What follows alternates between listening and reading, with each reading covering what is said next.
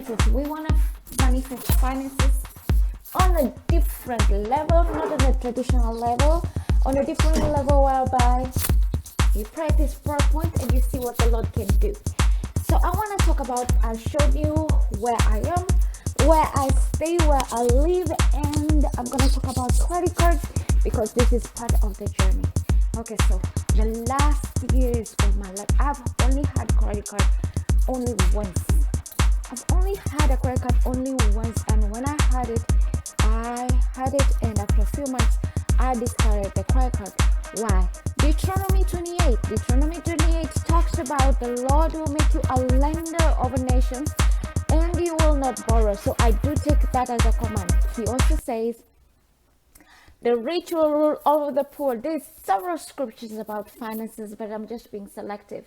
There is another scripture that also talks about that if you borrow and you do not return, you are like a wicked person. So yes, I do take this scripture seriously, and this is just, I was not a fan of credit cards, but I am changing my mind. And the reason why I'm changing my mind is this.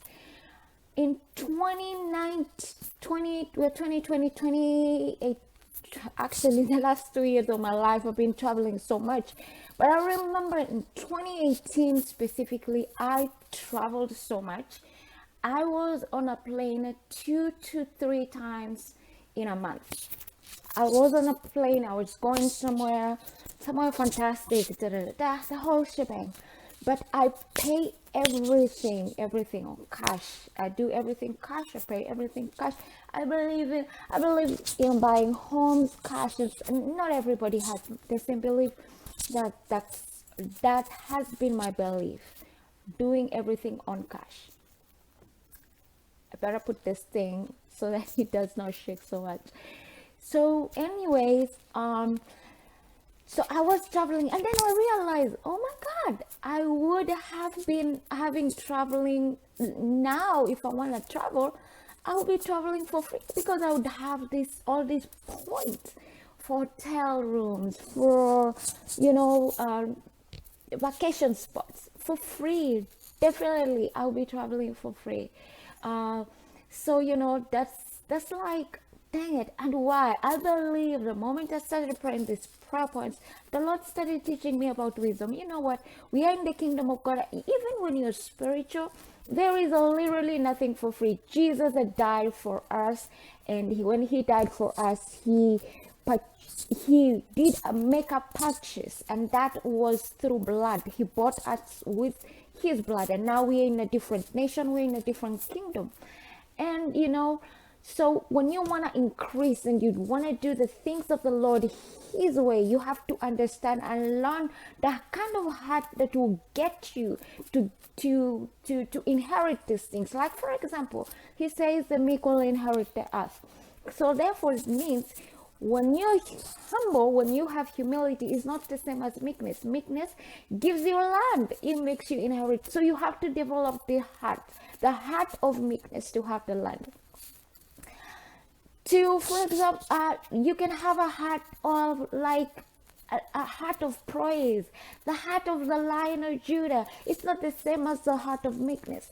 So if you want to have wealth, you have to develop a heart of wisdom. And so he started speaking to me about the book of Proverbs and the heart of wisdom, and this is why I started thinking about also the aftermath. I started thinking about credit cards for some reason. All these years, the last 10 years of my life, that was not even an option. Now it is an option. It is a thing to think about. Please, you guys would have to educate me about all these credit card things, because I am so looking forward to understanding how to use them, what's the advantage, and the proper way to use them.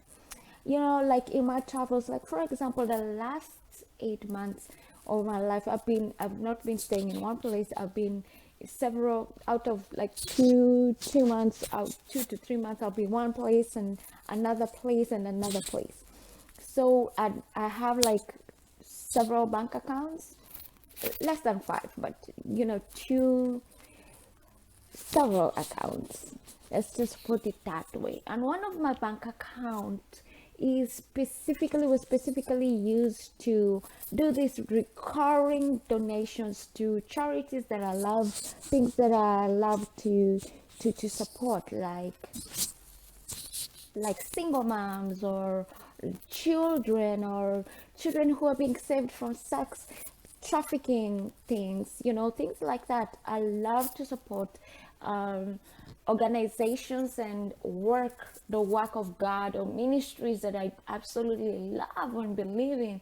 So when I traveled, I went to this particular place that I was not at that time. I just was using surplus finances, money that I had put aside to travel. So I was not like working at a traditional fashion or job. Actually haven't done that for quite some time. And so when I did that,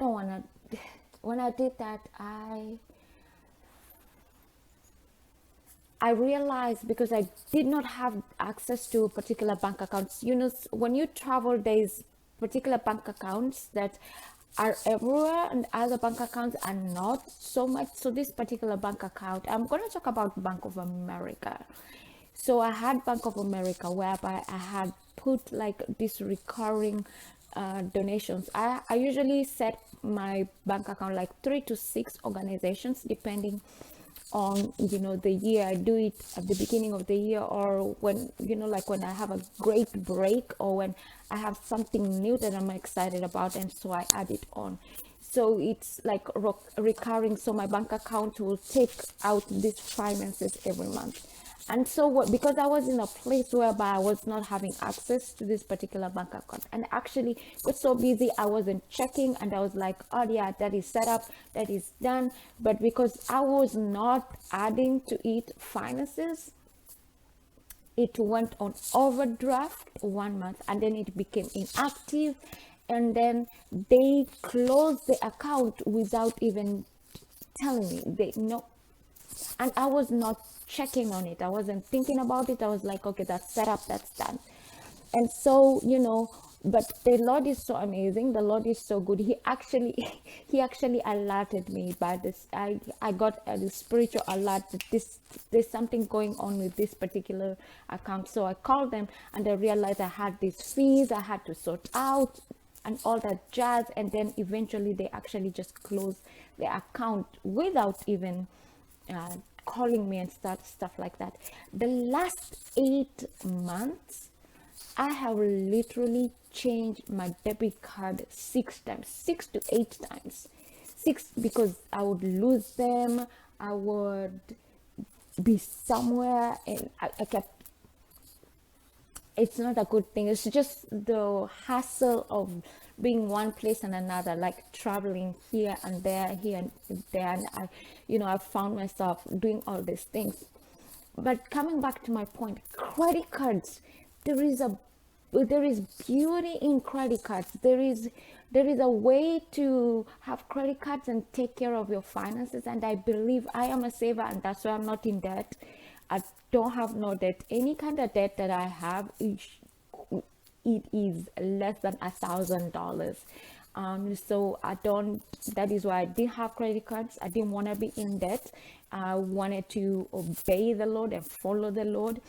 But now that I'm praying, particularly about finances, He's teaching me about wisdom, and to have a heart of wisdom. So that means that He's preparing my heart. He's teaching me things. He's letting me know about specific things. He's letting me learn about this specific thing, so that I can have a heart of wisdom. And then I started realizing that, having a heart of wisdom and having a spirit of wisdom all these wealthy people, not all of them are thieves or they are wicked people. No, some of these people truly love people genuinely because they have a heart of wisdom. A heart of wisdom gives you a heart to love other people, to genuinely want to see them grow, to genuinely want to see them increase, to genuinely want to see them prosper. That's a heart of wisdom. That is a heart that, and the Lord says that that on my right there will be pleasures, and on my left there is wealth and riches and long life when you have a heart of wisdom. God, I love these things. So talk to me and tell me, if I want to have a credit card, what bank accounts do I go to? What do I look for? What do I look out? What's the best? Because I want to get on this journey and I want to get it on its right way. And yeah, next time I'll talk about savings, and visualization, and the importance of visualizing, and the importance of prayer. When the Lord is on your corner, you will not fail, and He provides for the